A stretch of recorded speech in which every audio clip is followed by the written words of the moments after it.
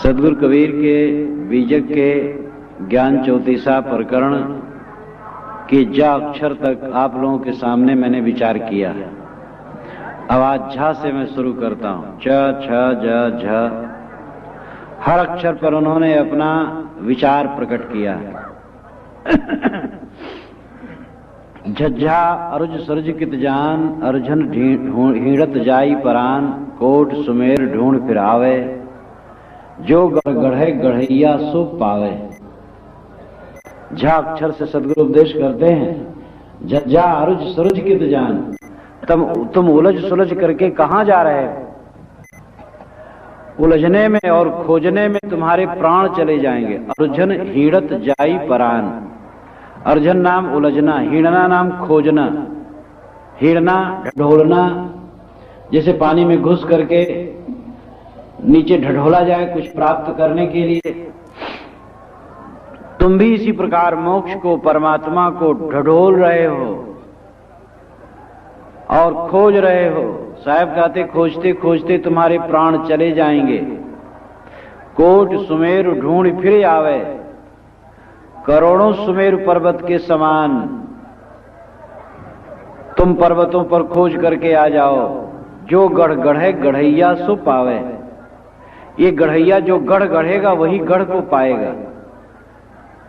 बोली कितनी अटपटी है, कितनी विचित्र है, उसमें कितना गंभीर भाव भरा हुआ है। इस पर हमें विचार करने की जरूरत है। झज्झा अरुज सरज कित जान, हम जीवन में उलझते हैं और सुलझते हैं, दोनों होता है। सुबह आप उठते हैं और आपके चित्त में एक दो बातों को लेकर के मन बड़ा खराब हो जाता है। कभी आपने ये भ्रम कर लिया कि लोग मेरा अपमान करते हैं, बस उसी में दुखी हो गए। कभी आपने सोचा कि पत्नी कहे में नहीं है, इसी में दुखी हो गए। कभी आपने सोचा लड़का कहा नहीं मानता, इसी में उलझ गए। कहीं आपने सोचा कि धन दौलत की कमी है, गुजर कैसे होगा, बुढ़ापा कैसे कटेगा, रोग लग जाएगा, कौन सेवा करेगा, मन उलझ गया।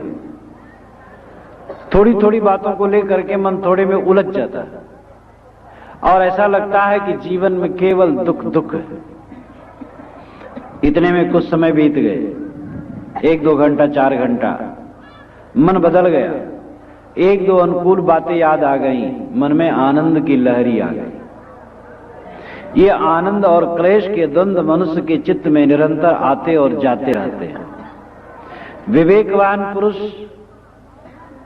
विवेक के प्रकाश में अपने चित्त को देखता है, उसमें उलझन नहीं रहती, केवल सुलझाव रहता है।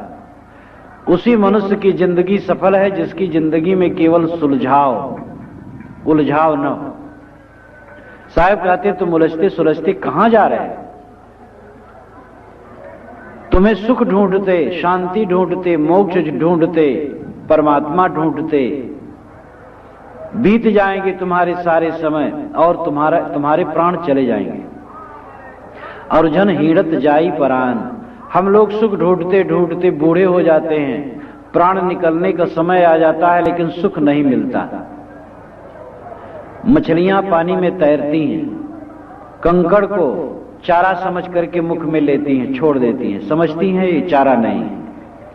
फिर दूसरे कंकड़ को पकड़ती हैं, कंकड़ पर कंकड़ पकड़ती जाती हैं, छोड़ती जाती हैं, कभी कभी चारा पा जाती हैं। हम लोगों की दशा यही है। हम लोग सुख ढूंढते हैं, एक के बाद दूसरे सुख पर मुख मारते हैं और जिंदगी भर भटकते रहते हैं। कहीं थोड़ा सा सुख मिल जाता है, वो सुख रहता है हमारा अज्ञान, हमारा पागलपन। सिनेमा हॉल में चले गए, थोड़ा सुख मिल गया। कोई अनुकूल आदमी आ गया, थोड़ा सुख मिल गया। लड़का पैदा हो गया, सुख मिल गया। लेकिन ये सारा सुख दुख के रूप में बदलता है। तुम नदी की धारा पर मकान बनाना चाहते हो, तुम बालू के रेत से दीवार बनाना चाहते हो। जिस दिन मैं यहां आया हूं, शायद 12 तारीख रही, तो यहां पर इलाहाबाद के बलवंत सिंह, सरदार बलवंत सिंह आए थे अपने परिवार के सहित। उनका नाती था, छोटा सा नाती, तो बालू समेटता था। मैंने कहा क्या करते हो? कि घर बनाता हूं। वो अपना घल बनाता रहा। मैं कहता था तुम्हारा घल पानी में बह जाएगा, यहाँ पानी आ जाता। कहे नहीं, पानी दूर है। वो देखा था इधर का पानी बहता हुआ और इधर का पहले से देखा था। कहे पानी दूर है, उसको क्या पता है कि वर्षा में सब भर जाता है। हम कहे तुम्हारा घल बह जाएगा। कहे नहीं बहेगा। तब एक लकड़ी लाया गाढ़ा। मैंने कहा ये क्या करते हो? कहे झंडा लगाता हूं। अब वो कितना बड़ा काम कर रहा था, अगर तुम उससे हटाते उसको रोने लगता। हम लोग भी जो घर घरौदे बनाते हैं, अगर उससे थोड़ा भी कोई हटाए तो कितना कष्ट होगा। लेकिन जैसे उस बच्चे का घर बह गया, नहीं बह गया, वो धूल मिट्टी में सब मिल गया, हम लोगों का भी ऐसे मिट जाएगा। इलाहाबाद इतना बड़ा नगर है, इस नगर में 100 बरस का पुराना मकान कोई कोई होगा। ये किला छोड़ दीजिए और बाकी मकान खोजिए, 100 बरस का पुराना मकान कोई बिरला होगा। और 100 बरस महाकाल के बीच में 1 सेकंड से भी कम है। महाकाल अनादि और अनंत, काल का दायरा है ही नहीं, वो अनादि और अनंत है। अन आदि, आदि नाम शुरू, अन नाम नहीं। जिसकी शुरुआत न हो वो अन आदि है। और अन अंत, जिसकी समाप्ति न हो, अन अंत अनंत है। तो काल अन आदि है और अन अंत है, अनादि और अनंत है। देश भी अनादि और अनंत है।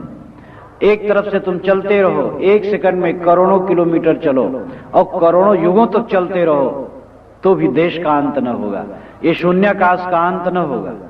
तो देश अनंत है, काल अनंत है और देश काल व्यापी विश्व अनंत है। इसके बीच में जो कुछ हमारा है वो बात छोटा सा है, बिजली के समान चमक करके बुझ जाने वाला।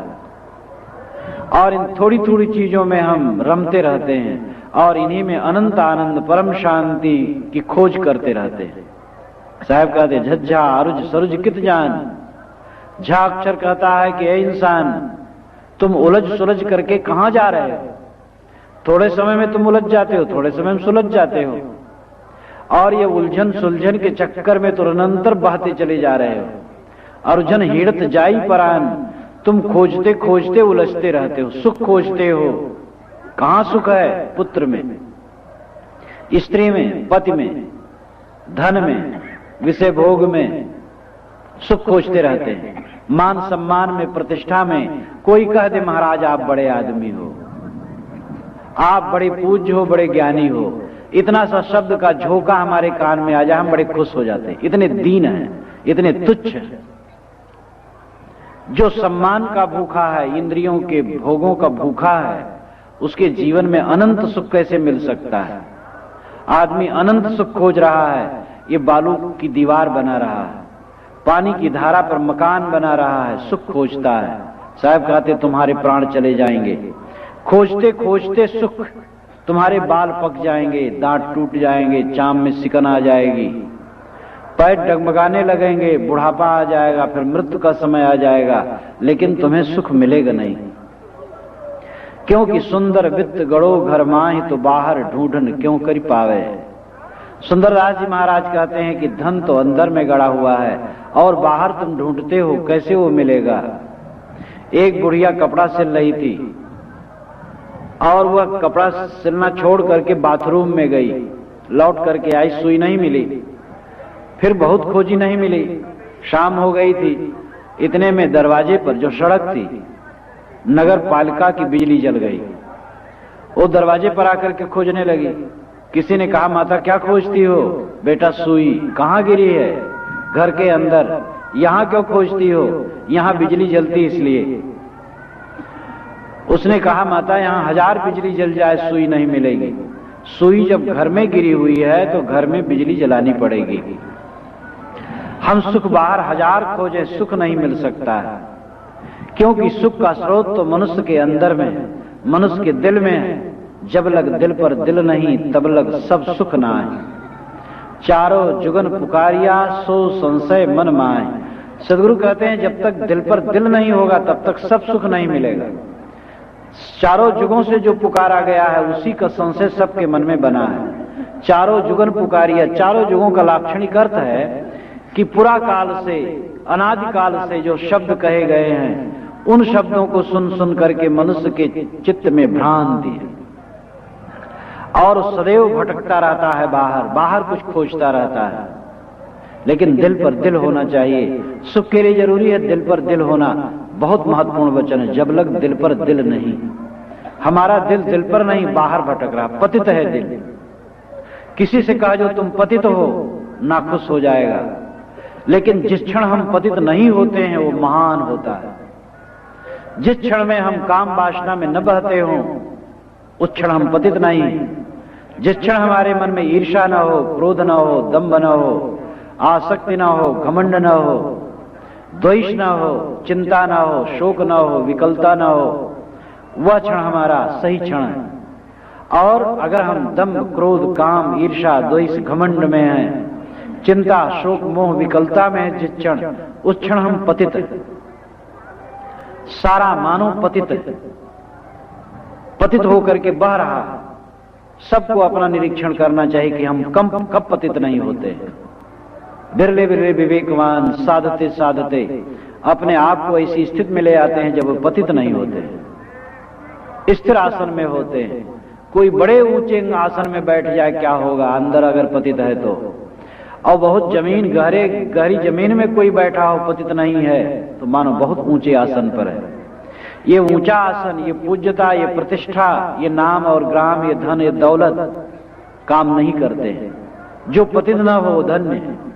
अपने को तौलो, तुम कब नहीं पतित होते हो। जो आत्मनिरीक्षण करता है और अपने आत्मा का संयम करता है, आत्मस्थित होता, वही पतित नहीं होता है। तो सदगुरु कहते हैं अर्जुन हिड़त जाई परान, तुम संसार में उलझे हो और खोज रहे हो सुख। बच्चा बड़ा सरल होता है, बड़ा स्वाभाविक होता है, कुछ दिन में जवान होता है, उसकी सरलता घट जाती है। छल कपट, भोगों के लिए चालबाजी, चीजों के लिए चालबाजी भर जाती है, वो उलझ जाता है।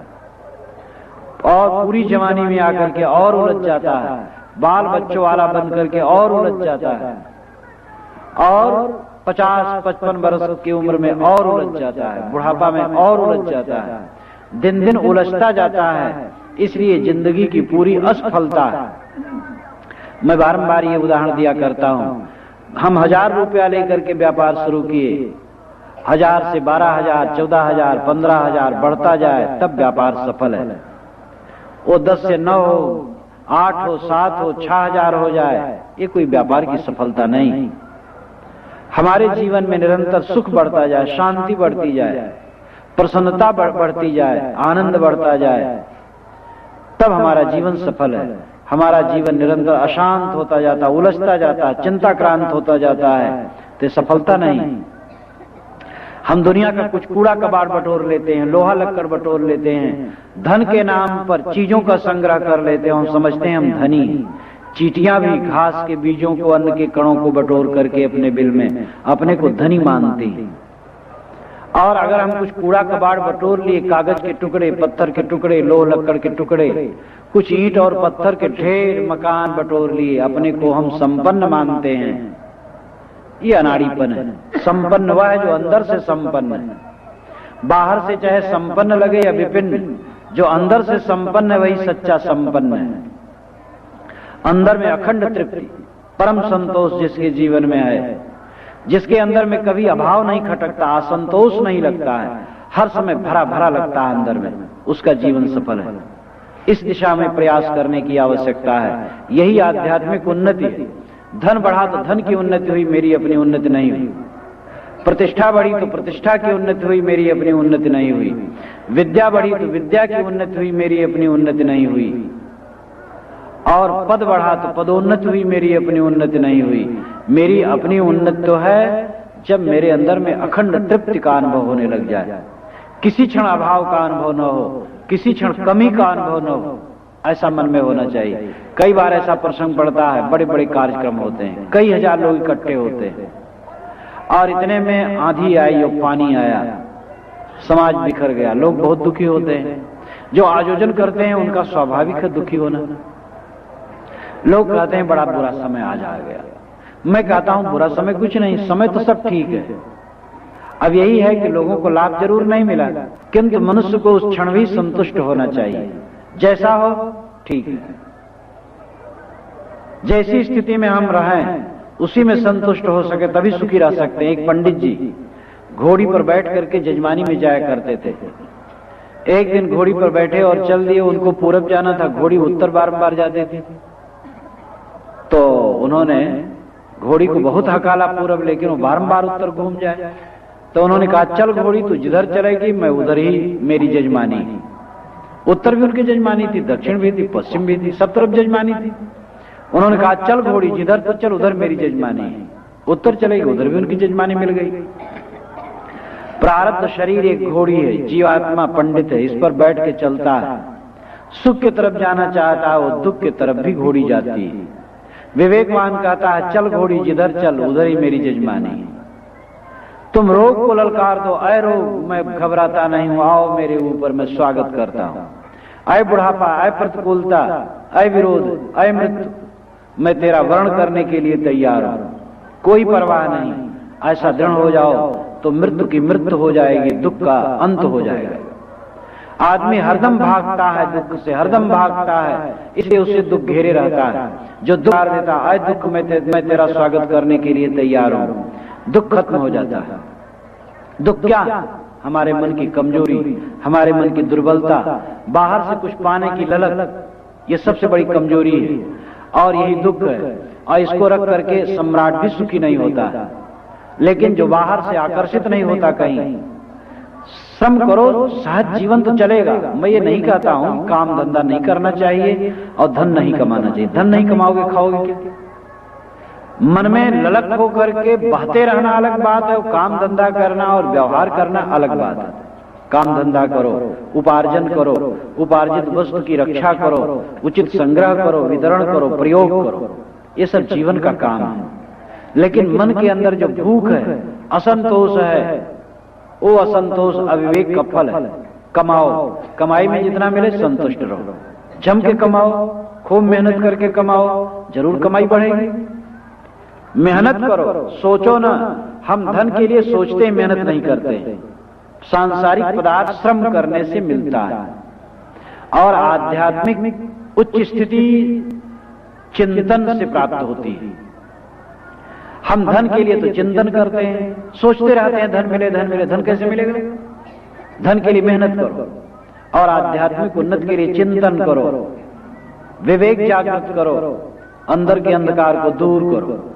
तो जज्झा अर्ज सरुज कित जान, अर्जुन हिड़त जाई परान, खोजते खोजते तुम्हारे प्राण चले जाएंगे, लेकिन अर्जुन हिड़त जाई परान।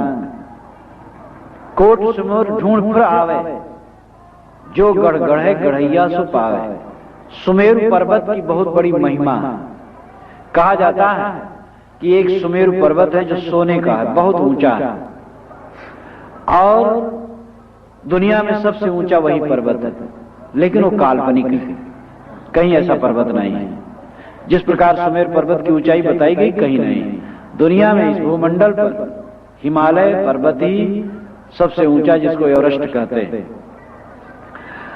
तो साहब का कहना यह है कि ध्रुव से ध्रुव जगहों में खोज करके आ जाओ, जो गढ़ गढ़े गढ़ैया सो पावे। ये अंतिम बहुत मार्गी की बात है इसमें। जो गढ़ गढ़े गढ़ैया है, जो गढ़ गढ़ेगा वो पाएगा। गढ़ नाम किला, गढ़ैया जीव, जीव जो किला बना लेगा वही पाएगा। मतलब जो उसने कर्म बना लिए हैं, कर्म ही उसके अंग संग रहेंगे। जो गढ़ गढ़े गढ़ैया सो पावे। बाहर कुछ खोजने से न मिलेगा, तुम्हारे कर्म ही तुम्हारे चारों तरफ कुंडली बन करके उपस्थित हो जाएंगे। सुख खोजोगे, ऐश्वर्य खोजोगे, दुनिया की बहुत सारी चीजें खोजोगे और उन चीजों के लिए कर्म करोगे, अच्छे कर्म करोगे, बुरे कर्म करोगे, तो चीजें जो मिलेंगी वो तो छूट जाएंगी। लेकिन अच्छे बुरे कर्मों के संस्कार तुम्हारे चारों तरफ से परिवेष्टित होकर के लपेट लेंगे और वो कर्म ही के बंडल तुम्हारे चारों तरफ रहेंगे और उसका फल तुम्हें देते रहेंगे। आदमी व्यभिचार करता है, व्यभिचार जन क्षणिक माना हुआ आनंद क्षणों में समाप्त हो जाता है, लेकिन उससे उत्पन्न हुआ मन का संताप सालता रहता है, न मालूम कितने दिनों तक। आदमी चोरी करता है, चोरी से प्राप्त धन का उपयोग कुछ ही दिन में हो करके वो खत्म हो जाता है। लेकिन चौरत्व संस्कार उसके चित्त को निरंतर छेदते रहते हैं। हिंसा आदमी करता, हत्या करता है, जो उसमें आकर के हत्या कर लेता है, और हत्या करने से गर्मी खत्म हो गई, लेकिन हत्या के संस्कार मनुष्य के मन को निरंतर पीड़ित करते रहते हैं। काम, क्रोध, लोभ, मोह में पड़ करके हम उत्तेजना में आकर के जो कर्म करते हैं, कर्म का जो तात्कालिक फल है, सुख माना है, वो क्षण में खत्म हो जाता है, लेकिन कर्म जनित संस्कार हमारे चित्त में चुभते रहते हैं। जो गढ़ गढ़े गढ़ैया सो पावे, जो गढ़ैया गढ़ेगा वो पाएगा। अभी रामायण सीरियल जो चला है उसमें रामानंद सागर ने नई नई कल्पनाएं भी की हैं मनोविज्ञान के अनुसार। उन्होंने एक चित्र ये दिखाया है कि कई एक दिन महारों को बुला करके, कहारों को बुला करके पालकी में बैठती और कहती भरत के पास ले चलो। भरत नंदग्राम में तप में लगे हुए हैं। भरत के पास कई पहुंचती है। भरत कुछ कागज पत्र देख रहे हैं, राजकीय कागज पत्र, उसके तरफ दृष्टि नहीं उठाते हैं। जब उठाते हैं तो कहते कई महारानी कैसे आई? कहे मुझे बड़ी पीड़ा है, मुझे नींद नहीं लगती, राजभवन में मुझे नींद नहीं लगती है, बारंबार याद आती है कि मेरे कारण लक्ष्मण सीता का वनवास हुआ, इसलिए मुझे नींद नहीं लगती है, और इसी तुम्हारी मड़ैया में तुम आज्ञा दे दो, मैं आकर के पड़ी रहूं, मुझे शांति मिलेगी। भरत कहते हैं महारानी कई तुम्हारे लिए यहाँ कोई जगह नहीं है, तुमने राजमहल के लिए राम का वनवास किया है, इसलिए जाओ उस राजमहल में रहो, और तुम्हारा चित्त जलता है तो जलने दो, और उसका परिणाम ये होगा तुम्हारा पाप और कलमश धुलेगा, यहाँ कोई गुंजाइश नहीं। बड़ी बेदर्दी के साथ कहते हैं। तब उसमें एक बात आई है कि जो लोग कहते हैं पाप करके कि कट जाएगा, क्षमा कर दो भगवान, ये कहना सरल है, लेकिन अंदर का भगवान क्षमा करना जानता नहीं।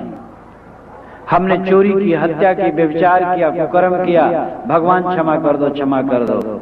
कैसे भगवान क्षमा कर देंगे? जिसकी मैंने हत्या की वो तो क्षमा नहीं करता है। कौन होते हैं बीच में भगवान क्षमा करने वाले? जिसके घर में मैंने आग लगाई उसका पूरा घर जल गया, बहुत लोग जल गए, प्राणी जल गए, उन लोगों ने क्षमा नहीं की, भगवान बीच में कैसे क्षमा कर सकता है? भगवान आग को तो बुझा नहीं पाया, क्षमा करने आ जाएगा? क्षमा सरल नहीं है। भगवान को आपने व्यक्ति मान लिया है और उसको घूसखोर मान लिया है। लड्डू चढ़ा दो, रुपया चढ़ा दो, पूजा चढ़ा दो, भगवान क्षमा कर देगा। तुम जितनी अपनी कमजोरियां हैं, सारी कमजोरियां भगवान में आरोपित करके अपने आप को बचाने का भोला उपक्रम करते हो। साहब कहते हैं भगवान कोई व्यक्ति नहीं है, भगवान कारण कारज की व्यवस्था, और कारण कारज की व्यवस्था अटूट होती है, उसका फल अभंग होता है। लहसुन प्याज खाने के बाद हजार भगवान भगवान कहो, कहीं गंगा में नहाओ, कोई कीर्तन करो, गुरु का चरणोदक पियो, लेकिन उसकी दुर्गंधी की डकार जा नहीं सकती। फल भोगना, आम अमरूद खाओ, लौंग इलायची खाओ, सुगंधित द्रव्य खाओ, उसकी सुगंधी होगी, उसके लिए राम रहीम कहने की जरूरत नहीं पड़ेगी। कर्म सबसे बड़ी चीज है। पवित्र कर्म बहुत बड़ी सुगंधी है, गंदे कर्म बहुत बड़ी दुर्गंधी है। इसलिए भगवान क्षमा कर दो, ये भोलापन की बात कौन क्षमा कर देगा? क्या अंदर में जो रिकॉर्डिंग हो गई है कहीं क्षमा हो सकती है? इसलिए तुमसे गलतियां हुई हैं, उनका परित्याग करो, फिर गलतियों को न दोहराओ, और दृढ़ प्रतिज्ञ होकर के सन्मार्ग में डट जाओ, चित्त प्रसन्न रखो और कभी गलती न करो। बस यही सुधार का रास्ता है। ये नहीं कि गलती करते जाओ, भगवान से प्रार्थना करते जाओ, लड्डू चढ़ाते जाओ, पाप कटता जाएगा, ऐसा होने वाला नहीं। तो आदमी अपनी कमजोरियों को छिपाने की चेष्टा करता है और भगवान भगवान कहकर चाहता है कि मिट जाएगा। जो गढ़ गढ़े गढ़ैया सो पावे, जो गढ़ गढ़ता है गढ़ैया वह पाता है। गढ़ने वाला अपने गढ़ को पाता है। कर्म ही तो हम गढ़ते हैं और कर्म हमारे अंग संग हो जाते हैं। महात्मा बुद्ध ने कहा है कि हमारे शुभ और अशुभ कर्म हमारे पीछे वैसे चलते हैं, अशुभ कर्म वैसे चलते हैं जैसे बैलगाड़ी में नधे हुए बैल के पैर के पीछे पीछे पहिए चलते हैं। ऐसे अशुभ कर्म, पाप कर्म हमारे पीछे चलते हैं, और शुभ कर्म हमारे पीछे वैसे चलते हैं जैसे आदमी जब चलता है तो उसके पीछे पीछे उसकी छाया चलती है। छाया चलने में कोई हमें वजन नहीं होता है, लेकिन गाड़ी को खींचने में बैल को कितना वजन होता है। तो पाप हमारे पीछे पीछे वजन बन करके चलते हैं, पुण्य हमारे पीछे पीछे फूल बन करके चलते हैं। और अपने कर्म ही अपने को सुख दुख देते हैं। कर्मों को छोड़ करके कोई भगवान और शैतान आपको सुख दुख नहीं दे सकता है। पाप करके हजार भगवान आपका कोई सुधार नहीं कर सकता। अगर आपने पाप किया है और वो आपने पाप नहीं किया है तो हजार शैतान मिलकर के आपका नुकसान नहीं कर सकते हैं। इस कर्म पर जब तक हमें विश्वास न होगा, कर्म पर जब तक प्रबलता नहीं होगी, कभी भी नैतिकता नहीं आ सकती है। जीवन में नैतिकता का प्रबल आधार कर्म है। कर्म सिद्धांत पर विश्वास है, इसलिए कर्मों को सुधारो। सुख से दुख से न को विदाता परो ददातीत कुबुद्धिरेशा स्वयं कृतम स्वयं फलेन युज्यते शरीर ही निस्तरित या कृतम। सुख दुख का दाता कोई दूसरा नहीं, अपने कर्मों के अनुसार ही सुख दुख होते। सुख से दुख से न को विदाता परो ददातीत कुबुद्धिरेशा। कोई हमें दूसरा सुख दुख देता है ऐसा मानना कुबुद्धि का लक्षण। स्वयं कृतम स्वयं फलेन युज्यते, स्वयं तुम कर्म करते हो और स्वयं उन फलों से संयुक्त हो जाते हो। जब तुम पैर में कुल्हाड़ी मारते हो स्वयं घाव बन जाता है। अन्नपान आदि का प्रयोग करते हो स्वयं स्वस्थ होते हो। स्वयं कृतम स्वयं फलेन युज्यते शरीर है निस्तरित या कृतम। इसलिए हे शरीर तू अपने आप का निस्तार कर, अपने कर्मों को सुधार। साहब कहते झज्झा अर्ज सरज कित जान अर्जन हिड़त झाई जाई परान कोट सुबेर ढूंढ फिरावे जो गड़गड़े गढ़ैया सुख पावे। यहाँ पर सदगुरु बहुत महत्वपूर्ण विचार करते हैं। ये यहाँ निग्रह स्नेह कर निर्वार संदेह नहीं देखे नहीं भाजिया परम सयान पेहु। एक हाथ बजाओ जहां नहीं था तन मन लाओ, जहां नहीं था सब कुछ जानी, जहां है ताले पहचानी। कबीर साहब जैसे मुक्केबाज हो, कोई मुक्केबाज तो मुक्केबाज जब एक दूसरे से लड़ते हैं तो एकदम घेर घेर करके मुक्का मारते हैं। कबीर साहब मुक्केबाज की तरह बात करते हैं और घेर घेर करके जहां प्रश्न करते हैं को का को पुत्र कौन का को बाप कोरे मरे को सह संताप, जहां प्रश्न करते हैं वहां प्रश्न की झड़ी लगा देते हैं। और यहाँ पर निषेधात्मक पक्ष या अक्षर से सदगुरु कहते हैं निग्रह, या निषेधात्मक है। निग्रह करना भी निषेधात्मक है, त्यागना छोड़ना ये या निग्रह स्नेह हो। साहब कहते अगर कल्याण चाहते हो तो स्नेह का निग्रह करो, मोह का त्याग करो। कहीं कबीर सुबरे जाहि न मोह समाए, ये कबीर साहब का महासूत्र है। कहीं कबीर सुबरे जाहि न मोह समाए, जिसके मन में मोह नहीं समाता वो उबरता है। यहाँ निग्रह स्नेह हो। यहाँ अक्षर साहब कहते हैं कि स्नेह का निग्रह करो, मोह का त्याग करो।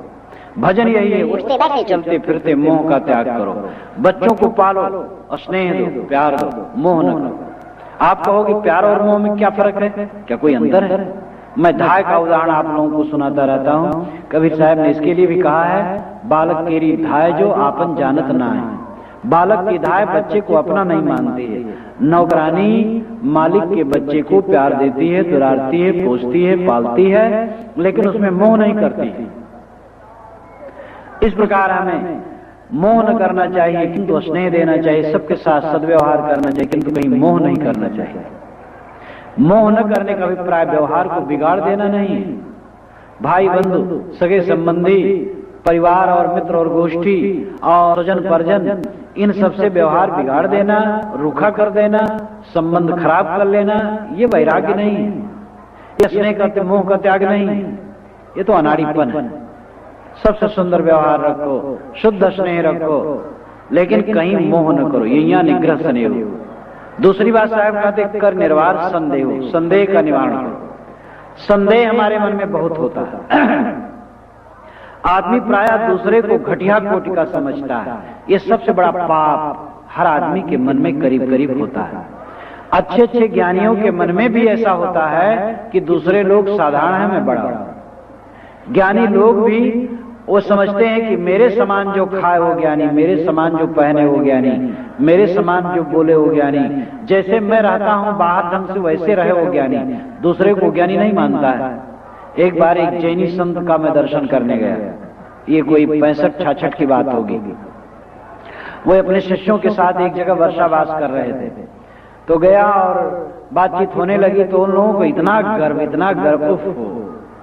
हम लोग 65 हाथ कपड़ा पहनते, इससे ज्यादा नहीं पहनते हैं। धातु की वस्तु कोई नहीं रखते हैं। कापी अगर लाए हो, कागज की कापी, और उसमें पिन लगी हो, रात भर रख के रहे तो उपवास करते हैं। कोई धातु नहीं रखते हैं, ये नहीं करते, वो नहीं करते। मार अहंकार में चूर। अपने अहंकार का वर्णन उन्होंने, त्याग का वर्णन इतना किया कि हद हो गया।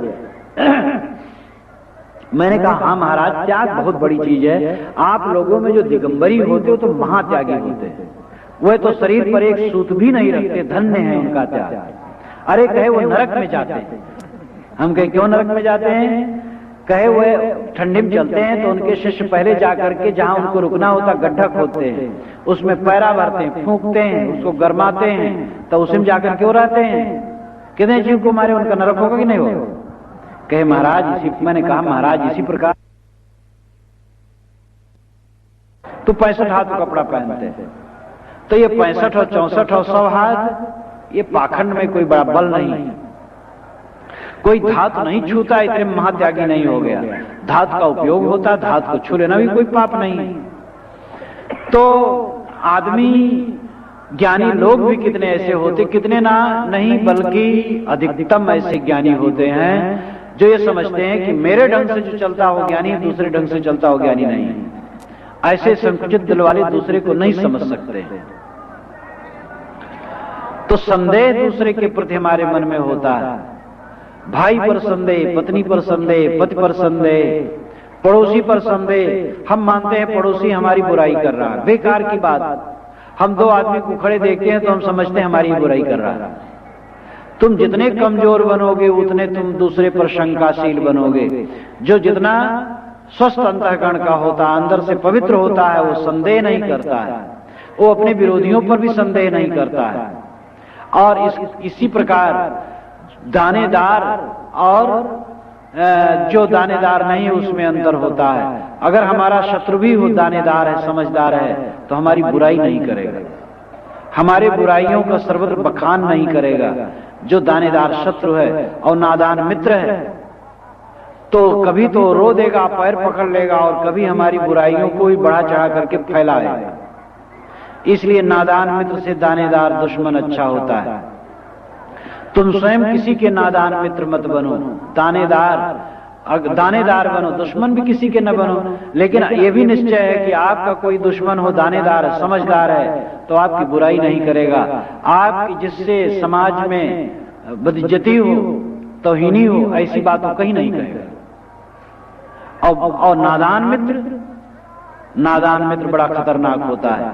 नादान मित्र पर कभी भी विश्वास नहीं करना चाहिए। नादान वही है जो बुराइयों को फैलाता हो, जो अपनी वाणी में कोई संयम न रखता हो, जिसको जरा सी बात पच न पाती हो, जिसमें क्षमा नहीं, गम नहीं, संतोष नहीं। ऐसे नादान मित्र कभी न करो। तो साहब कहते हैं कर निर्वार संदेह हो, संदेह का निर्वार करो। संशय सब जग खंडिया, संशय खंडन कोई। संशय खंडे सो जना जो शब्द विवेकी हो। संसार के सारे लोगों के मन का संशय ने खंडन कर दिया। संशय का खंडन लोग नहीं कर रहे हैं। संशय का खंडन वह करता है जो शब्दों का विवेकी हो। संशय का खंडन यानी अपने मन में उठे हुए संदेहों का खंडन। दूसरे को समझने के लिए चेष्टा करो। दूसरे पर बुराइयों का आरोपण करके अपने मन को गंदा न बनाओ। घर में कलह, समाज में कलह, परिवार में कलह, गांव में कलह, नगर में कलह, देश में कलह। सारे कलह का कारण क्या? संदेह। हम संदेह करते हैं दूसरे पर और फिर दूसरे की बुराई का बखान करते हैं। यही हमारी सबसे बड़ी वीरता रहती है। दूसरे पर संदेह न करें और अपनी बुराइयों को देखें। इसमें हम इस चीज को नहीं समझ पाते हैं, लेकिन हमारा कल्याण यही इसी में है कि हम दूसरे पर संदेह न करें और अपनी बुराइयों को देखें। आदमी की बहुत बड़ी कमजोरी है कि दूसरे पर संदेह करता है और दूसरे की बुराइयों को लेकर के चर्चा का विषय बनाता है। तो इन्या निग्रह स्नेहु कर निर्वार संदेहु। नहीं देखे नहीं भाजिया परम सयान पे हो। साहब कहते तुम्हारा परम सयानप क्या है, तुम्हारी बड़ी श्रेष्ठता क्या है, बहुत बड़ा ज्ञान क्या है? नहीं देखे नहीं भाजिया। जिसको देखते हो कि वो कुछ नहीं है उसके पीछे न दौड़ो। जो तुम्हारे साथ चलने वाला नहीं है उसके पीछे ममता मत करो। परिवार के लोग, धन दौलत, अवस्था, परिस्थिति, शरीर कुछ भी चलने वाला नहीं, अचानक छूट जाता है। बिल्कुल आदमी व्यवस्थित नहीं कर पाता है घर परिवार को। जवाहरलाल शरीर जब छुटा है उसके कुछ दिन पहले भाषण करते हुए एक नगर में कहा था उन्होंने, क्या इतनी जल्दी मेरा शरीर छूट जाएगा? और झट से छूट गया। ये तो बड़े का नाम है। तमाम लोगों का ऐसा होता रहता है, लोग व्यवस्था नहीं कर पाते हैं।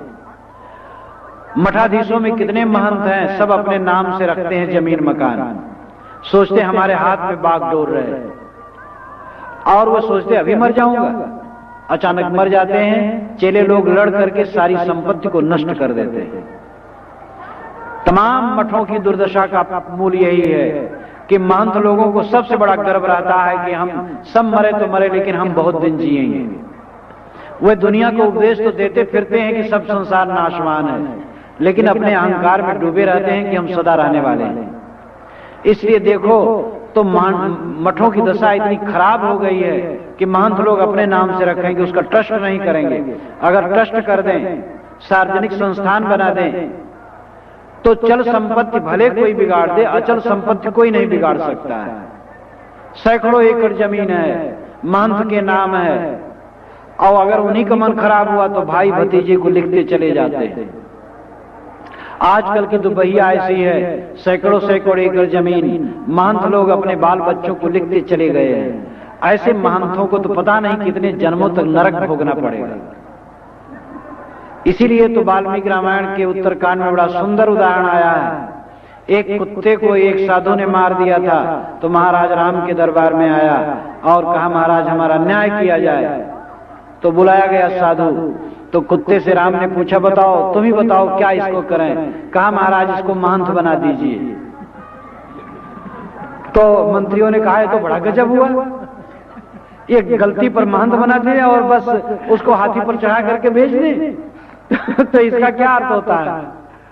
तो मतलब जो महंत हो जाता है फिर वो उसकी सब दुर्गति हो जाती है। लेकिन ये बात नहीं है, अच्छे भी महंत होते हैं, वैराग्यवान महंत होते हैं। राम शोभादास जी महाराज मणिराम छावनी के महंत थे, कोई महान वैराग्यवान संत हुए हैं।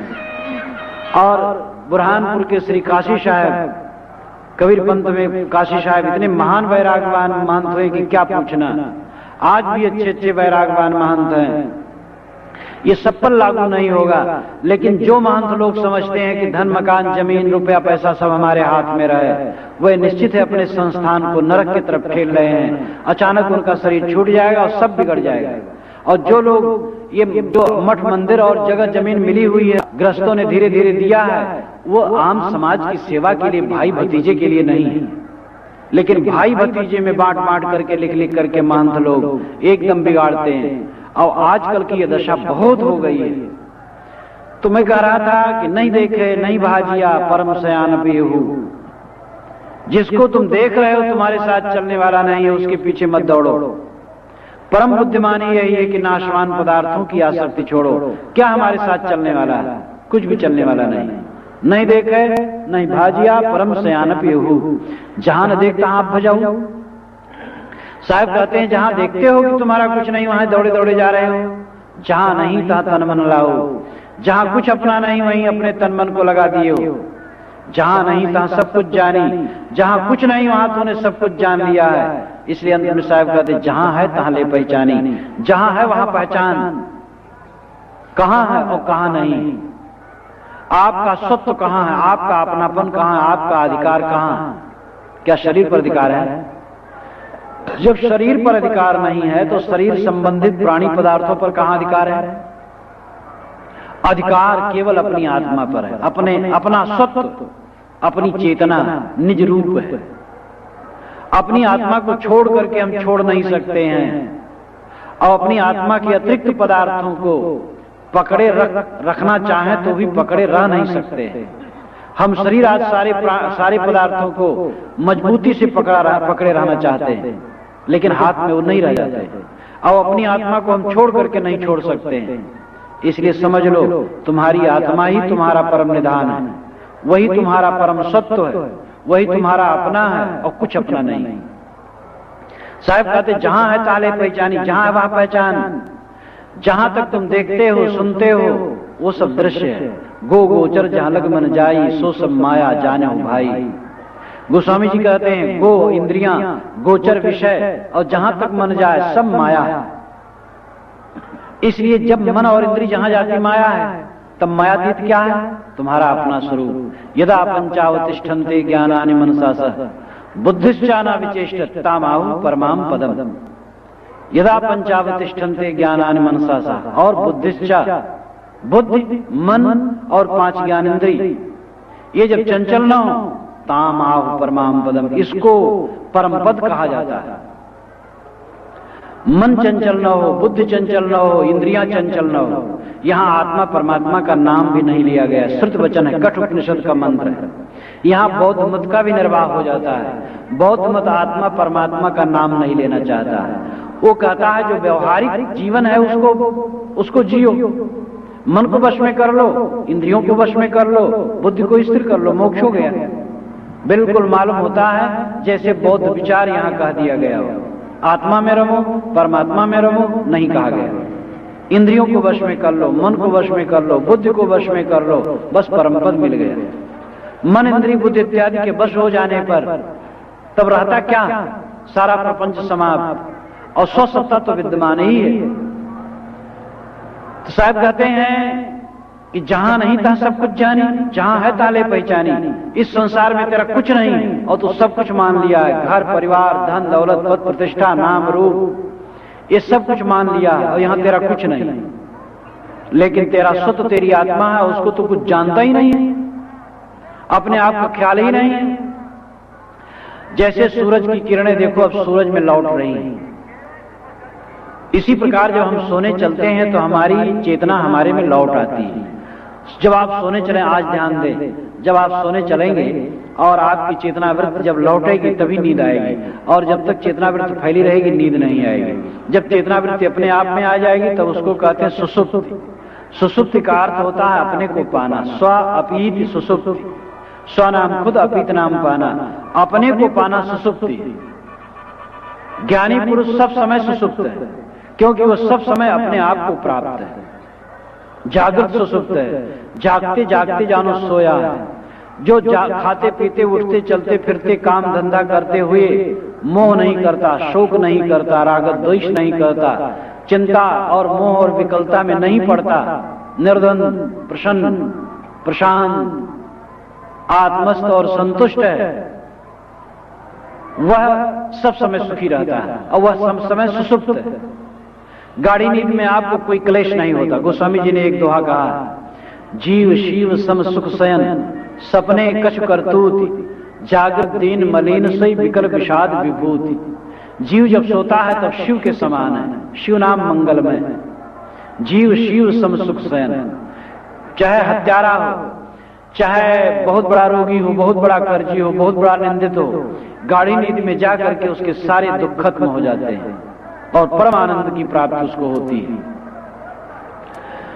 तो जीव सुख शयन, सुख में शयन करता है, वो शिव के समान रहता है। जीव शिव सम सुख शयन सपने कुछ करतूत, जब वो सपना देखता है तब कुछ करतूत करता, प्रपंच में पड़ जाता है, उलझन आ जाती है। कहीं उसको सिंह खदेड़ रहा है, कहीं सांप खदेड़ रहे हैं, कहीं समुद्र का तट आ गया है और कहीं बहुत बड़ी बिल्डिंग खड़ी है, कहीं शत्रु कहीं मित्र मिल रहे हैं, तो उसमें उलझ जाता है। जागृत दीन मलिन सोई, वही जीव जब जाग जाता है तो दीन मलिन हो जाता है। क्यों हो जाता है? विकल विषाद विभूति, जीव के पास विषाद की विभूति है, दुखों का ऐश्वर्य है और उसी में उलझ जाता है। कौन सा दुख का ऐश्वर्य है? मन का ना होना दुख है। उसके मन के अनुकूल का प्राणी बिछुड़ गया, उसके मन के अनुकूल का प्राणी विरोधी हो गया, मन के अनुकूल स्वास्थ्य न रहा, मन के अनुकूल प्रतिष्ठा न मिली, मन के अनुकूल भोजन वस्त्र नहीं मिले, मन के अनुकूल संसार की चीजें न मिली, और ये असंतोष आदमी के चित्त में बना रहता है। और इसलिए विकल विषाद विभूति, वो दुख के ऐश्वर्य में डूब जाता है जागृत अवस्था आते आते। आध्यात्मिक प्रगति यही है कि जागृत अवस्था ही में हमारी सुसुप्ति हो जाए। हम देखें सुने खाएं पिए काम धंधे करें, लेकिन प्रसन्न रहे, सुखी रहे। और वह विवेक से ही संभव है। संसार को जीत करके ही संभव है। संसार को स्वप्न समान समझ करके, इसकी आसक्ति को जीत करके ही ऐसी स्थिति आ सकती है। और ये कठिन नहीं, कठिन इसलिए लगता है क्योंकि उधर हमारा प्रयास नहीं है। सबसे सरल काम है। प्राणियों को वश में करना कठिन ही नहीं, असंभव है। शरीर के स्वास्थ्य को बरकरार बनाए रखना भी असंभव सरीखा है, क्योंकि धीरे धीरे तो गलेगा।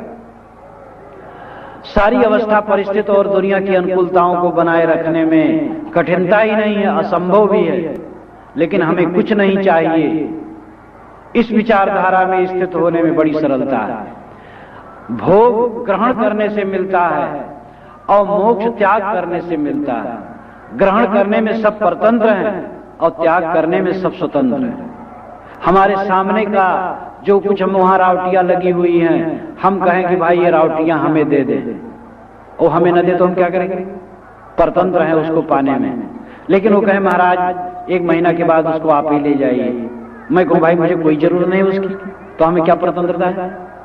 ग्रहण करने में हम परतंत्र हैं, त्याग करने में स्वतंत्र हैं। और त्याग से ही मोक्ष मिलता है, तो त्याग से ही शांति मिलती है। इसलिए मानव मात्र मोक्ष और शांति के लिए स्वतंत्र है। चाहे वो पढ़ा हो चाहे अनपढ़ हो, कोई बात नहीं।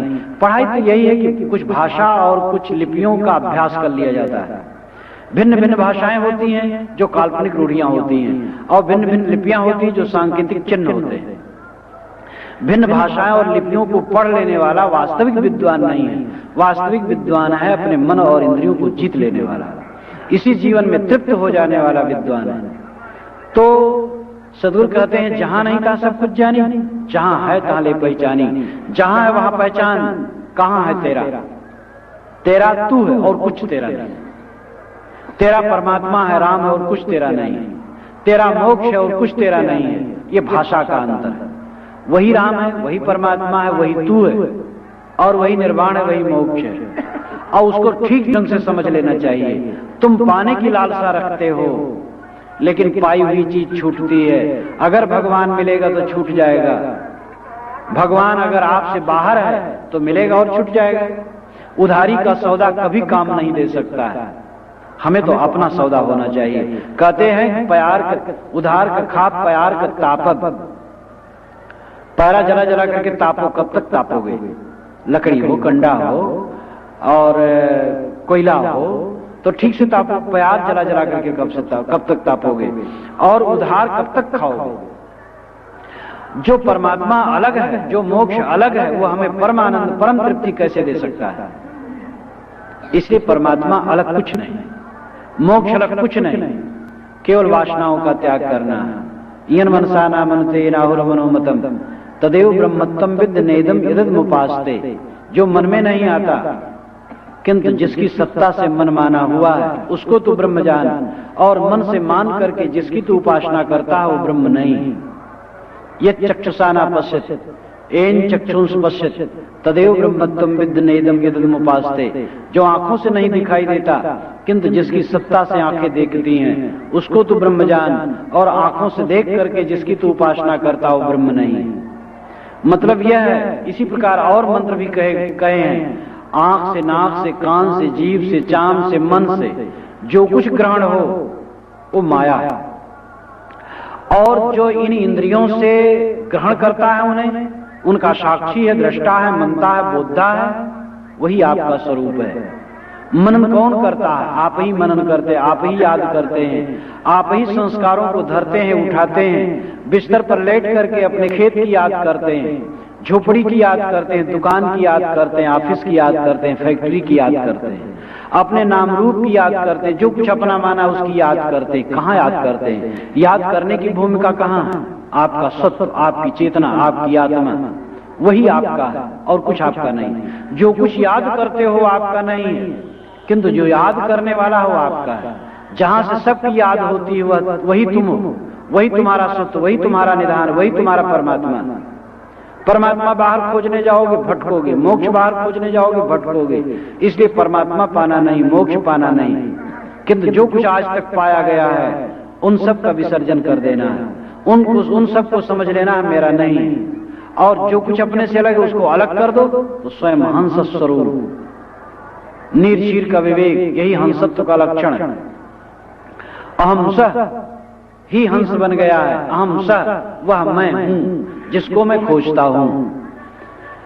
तो इसलिए साहब कहते हैं जहां नहीं था सब कुछ जानी, जहां कुछ नहीं वहां तूने सब कुछ जान लिया है।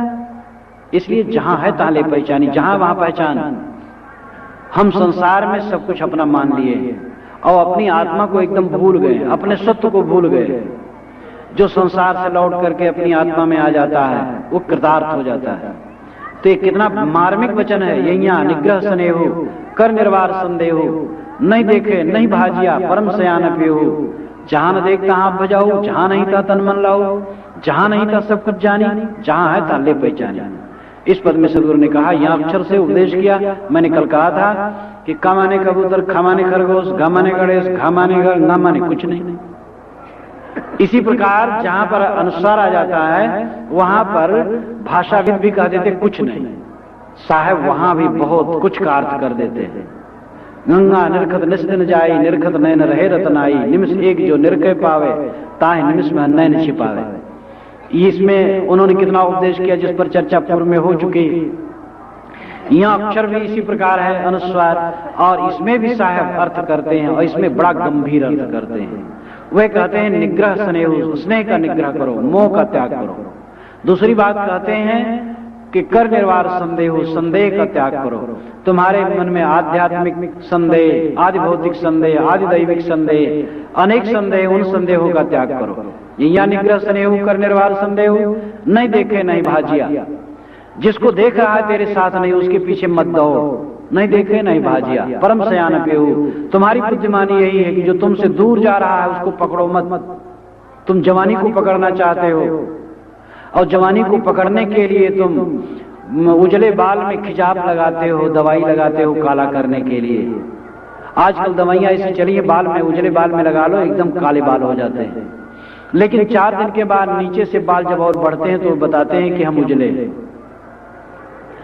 और पत्थर के दांत लगवा करके और चेहरे के पास में ऑपरेशन करवा करके चाम कस करके सिल दिया जाता है देशों में, तो चेहरा थोड़ा सुंदर हो जाता है।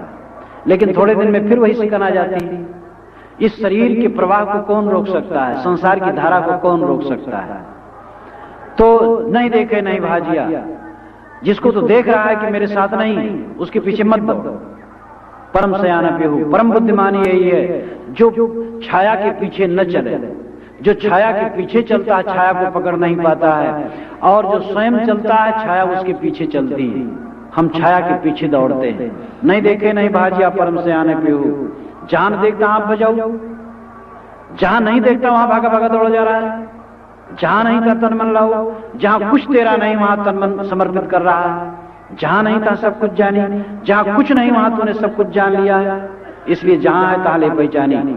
जिस घर में आप रह रहे हैं सब कुछ अपना मान रहे हैं, घर मकान पेटी, उसमें गहने कपड़े रुपए और न मालूम कितनी चीजें, एक एक चीज को जगह जगह करके रखते, मेरे है मेरे है मेरे है। इतने में एक क्षण में सांस टूट गया और सदा के लिए सब चीजों से संबंध कट गया। इन बातों पर जरा सोचना चाहिए। हम तो मौत की याद ही नहीं करते हैं। हम समझते हैं दूसरे मर जाए तो मर जाए, हम थोड़े मर जाएंगे। एक नौजवान तो इतना उन्मादी था, वो कहे हम मर कैसे जाएंगे? मर की मरने की भावना नहीं करते हैं और मरने लगे उठ करके बैठ जाएंगे, कैसे मर जाएंगे? उसको जवानी ही में फालिज मार दिया और खाट में पड़ गया और साल भर खाट में पड़ा रहा, अंत में मर गया। तब लोगों ने कहा कैसे उससे पूछा जाए तुम क्यों मर गए? तो इतना प्रमाद हमें होता है, दूसरे मर जाए हम नहीं मरेंगे। साहब कहते हैं जहां नहीं था सब कुछ जानी, जहां है ताले पहचानी। इस प्रकार आप लोगों के सामने मैंने 2 अक्षरों पर आज थोड़ा निवेदन किया। झज्झा अरुज सरुज कित जान, अर्जन हिड़त छाई परान, कोट सवेर ढूंढ फिरावे, जो गड़गड़े गड़ैया सुपावे। झा अक्षर में सदगुरु ने उपदेश किया कि उलझ सुलझ करके संसार में तुम कहां बहे जा रहे हो। थोड़ा समय में कुछ सुलझाव तुम्हें लगता है, थोड़े मुलझाव लगता है। खन डूबे खन होगा, रतन न मेरे पावे नहीं था। ये मनुष्य का मन क्षण में उगता है, क्षण में डूबता है और क्षण में अगम अपार में पड़ जाता है और था नहीं पाता है। तो अर्जुन हिड़त जाई परान, तुम उलझते और खोजते तुम्हारे प्राण चले जाएंगे। सुख खोजते, परमात्मा खोजते, मोक्ष खोजते तुम्हारे प्राण चले जाएंगे, लेकिन तुम पाओगे नहीं बात। कोट सुमेर ढूंढ फिरावे, सुमेर पर्वत जैसे विशाल भयंकर पर्वतों को खो जाओ, जो गड़गड़े गढ़ैया सो पावे। बाहर तो कुछ नहीं पाओगे, किंतु जो ये गढ़ैया गड़गड़ेगा वही पाएगा। गढ़ैया जीव है और गढ़ है किला। किला है अपने कर्म। ये जीव जो कर्म करेगा उन कर्मों के संस्कारों से आवेष्टित होकर के जन्म जन्मांतरों में भटकता रहेगा। इसलिए साहब कहते खोजो मत, भटको मत, खोजना छोड़ो, कर्मों को सुधारो। कर्म शुद्ध हो गए, बस जहां तुम हो वही मोक्ष, वही परमात्मा है। और उसके अगले अक्षर पर आप लोगों के सामने निवेदन किया, यही निग्रह सने हो, कर निर्वार संदेह हो, नहीं देखे नहीं भाजिया, परम सयान पे हो। जहां न देख तहां आप भजाओ, जहां नहीं तहां मन लाओ, जहां नहीं तहां सब कुछ जानी, जहां है ताले पहचानी। अंतिम ये वचन बहुत ध्यान देने योग्य है। पहले अक्षर का जो झ अक्षर का है उसमें जो गड़गड़े गढ़ैया सो पावे, इस पर हमें ध्यान देना चाहिए। जो हम कर्म करेंगे वो कर्म हमारे अंग संग लगे रहेंगे। इसलिए कर्मों के सुधार की महती आवश्यकता है। यहाँ के विषय में मुख्य बात है स्नेह मोह का त्याग और संदेह का त्याग, और जहां नहीं है मेरा वहां से हटना। जिस संसार में मेरा तृण भी नहीं है वहां ममता न बनाना, और जहां है वहां पर समर्पित हो जाना। किसमें समर्पित हो जाना? अपने आत्म अस्तित्व के बोध में, और वह है समाधि, वही है ध्यान। संसार को भूल करके 10-20 मिनट के लिए उसमें जाया करो। मैं आप लोगों से कहा करता हूं, जैसे फैक्ट्री में, दफ्तर में, खेत में लोग काम करते चलें 24 घंटे करते चलें तो वे बहुत परेशान हो जाएंगे, पागल हो जाएंगे। इसलिए आप कुछ समय काम करते हैं, फिर बाकी समय आकर के अपने घर में स्नान इत्यादि करके भोजन करके अपने कमरे में विश्राम करते हैं। विश्राम करने की जगह आपको न हो, केवल काम धंधा करते चलें, कितने परेशान हो जाएंगे। जीवन में चारों तरफ हम परेशान होते हैं। हमें विश्राम का एक कमरा बनाना चाहिए, और वह है ध्यान का, समाधि का कमरा, जो अपनी आत्मस्थिति का प्रत्यक्ष अनुभव है वह उसी में मिलने वाला है। जब सारे संकल्पों को छोड़कर, सारी स्मृतियों को छोड़ करके हम अंतर्मुख होते हैं, वही हमारा अपना कमरा है, वही विश्राम स्थल है। ध्यान और समाधि विश्राम स्थल है, उस विश्राम स्थल में जाना चाहिए। और ध्यान का मतलब ही है आत्मस्थित। ध्यानम निर्विषय मन का निर्विषय हो जाना ध्यान है। विषय संकल्प जहां तक है तहां तक विषय है, कुछ भी याद हो तो विषय है। और जब संकल्प समाप्त हो गया तब निर्विषय है। जब संकल्प कुछ नहीं रहा तो क्या रहा? शांत। और चेतना तो उपस्थित है ही, तो आदमी अपने आपा में आ जाता है, अपने सत्व में आ जाता है, वही अपना है। इसलिए साहब कहते हैं जहां है ताले पहचानी, जहां है वहां अपना पहचान। तेरा कहां? तेरी अपनी आत्मा में। तेरा अपना स्वरूप वही राम है, वही परमात्मा, वही ब्रह्म है, और वही साक्षी है, दृष्टा है, ज्ञाता है। महाराज कृष्ण ने भी गीता के 13वें अध्याय में कहा है, उपद्रष्टा अनुमंता चा भर्ता भोक्ता महेश्वरा परमात्मेत्यापितो देह अस्मिन् पुरुषा परा। अस्मिन् देह, इस देह के अंदर में पुरुषा परा, जो पर पुरुष है वही दृष्टा है, वही भर्ता है, वही भोक्ता है, वही महान ईश्वर है, और वही परमात्मा है। इसलिए परमात्मा खोजना नहीं है, नित्य स्वरूप प्राप्त जो अपना चैतन्य स्वरूप है वही परमात्मा है, उसी में लौटना है। तो बाहर हम भटकते हैं, बहिर्मुखता को छोड़ें और अंतर्मुख हो, यही अध्यात्म का सार है।